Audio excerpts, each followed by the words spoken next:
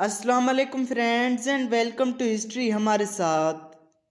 दोस्तों, मुख्तसर ये कि जब इसी तरह सत्ती चौरा घाट पर अंग्रेज़ों का कत्लेआम शुरू हुआ तो अवाम और सिपाही बेताशा उन पर टूट पड़े।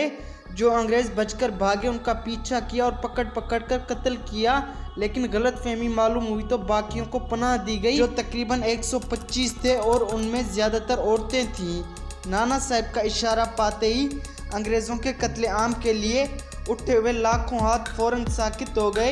ये लोग कैदियों की तरह शहर में लाए गए और एक अंग्रेज़ के मकान में रखे गए। ये मकान बीबीगढ़ के नाम से मशहूर है।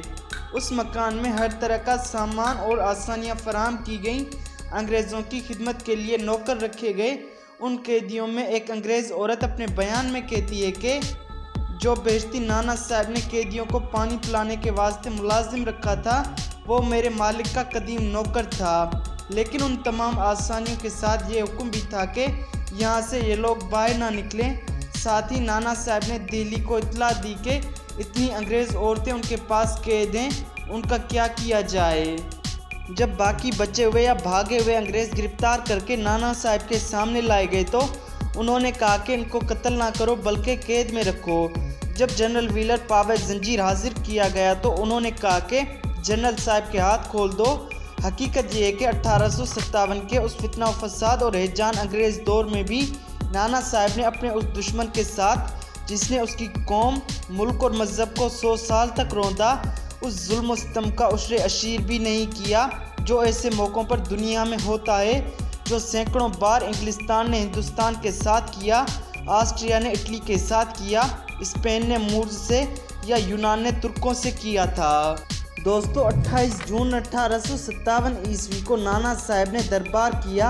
सबसे पहले शहंशाह हिंद बहादुर शाह जफ़र की सलामी के लिए 121 तोपें दागी गईं। फिर फौजी परेड हुई। नाना साहब कैंप में आए तो खुशी के नारे बुलंद हुए और 21 तोपों की सलामी दी गई। 1 जुलाई 1857 ईस्वी को नहायत शान और शौकत से नाना साहब की ताजपोशी की रस्म अदा की गई। फौज को इनामात तकसीम हुए, शादियाने बज उठे। अंग्रेज़ हमले की स्कीम बना रहे थे। इलाहाबाद से रेनाड आ रहा था, लिहाजा नाना साहब ने भी दुश्मनाने वतन की सरकोबी के लिए अपनी ज़बरदस्त फ़ौजें रवाना की। रेनाड अब मौत के मुंह में था, लेकिन हेवलाक फ़ौरन मदद को आ गया। फतेहगढ़ में दोनों फ़ौजें यकजा हो गईं और कानपुर की तरफ बढ़ीं। दरिया पांडू के किनारे बाला साहब की सरकर्दगी में कानपुर की फ़ौजों ने दुश्मन से मुकाबला किया। सख्त जंग के बाद बाला साहब जख्मी हुए और 15 जुलाई 1857 ईस्वी को अंग्रेज़ फ़ौजें कानपुर के करीब आ गईं। कत्लेआम के बाद जिन औरतों को कैद किया गया था, उनके बारे में खुद अंग्रेज़ों के मुतअद्दिद बयानात से साबित होता है कि उनके साथ अच्छा बर्ताव किया गया, उनसे मेहनत नहीं ली गई, बच्चों को दूध दिया जाता था, रखवाले के लिए आया मुकर्रर थी, हर रोज़ 3 बार ताज़ा हवा खिलाने के लिए बाहर लाया जाता, अच्छे कपड़े दिए जाते थे, उसके साथ ही बाहर निकलने की सख्त ममानियत थी। मगर कुछ अंग्रेज़ औरतें हेवलाक से साजिश करने लगीं। उन्होंने पत्थरों से खतूत बांधकर बाहर फेंके और उनको जासूसों ने हेवलाक तक पहुंचाया।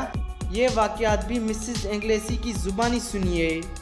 उस दरमियान में किसी भी किस्म की तकलीफ़ हमको नहीं हुई, बहुत आराम से ज़िंदगी बसर की। लेकिन बावजूद इसके कि नाना राव ने उस मकान से बाहर जाने की सख्त ममानियत कर दी थी, चंद अंग्रेज़ औरतें फिर भी अहाते से बाहर चली गईं और बाहर के लोगों से नाम पयाम करने लगीं। खतूत पत्थरों में बांधकर फेंके जाते थे, इसी तरह बाहर के खतूत अंदर आते थे। बाज़ खतूत से मालूम हुआ कि अंग्रेज़ फ़ौज ने नाना राव को शिकस्त दी।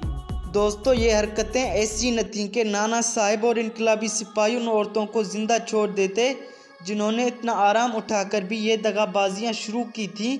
और यकीनन अगर वो उन सबको कत्ल करवा देते तो भी किसी को उंगली उठाने की गुंजाइश न थी।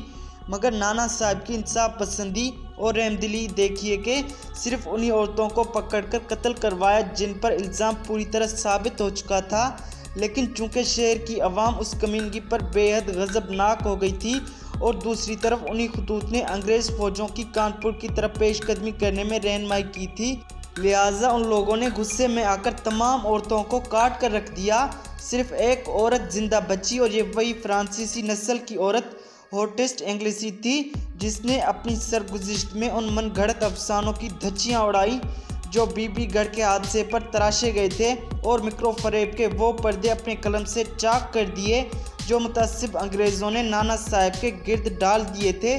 चुनाचे ये औरत नाना साहब के बारे में कहती है कि मैंने नाना राव को इससे कबल कभी नहीं देखा था।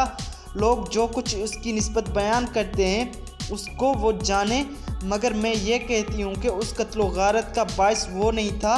ये शख्स ज़्यादा से ज़्यादा 30 बरस की उम्र का होगा। चेहरा नहायत कुशादा, सूरत नहायत शगुफ्ता, तबीयत नहायत अच्छी और आदात पसंदीदा थीं।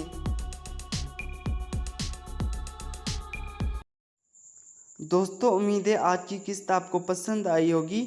अगर ये किस्त आपको पसंद आई हो तो वीडियो को लाइक और शेयर कर दें और चैनल को सब्सक्राइब कर दें ताकि आने वाली हर किस्त का नोटिफिकेशन आपको बआसानी मिलता रहे।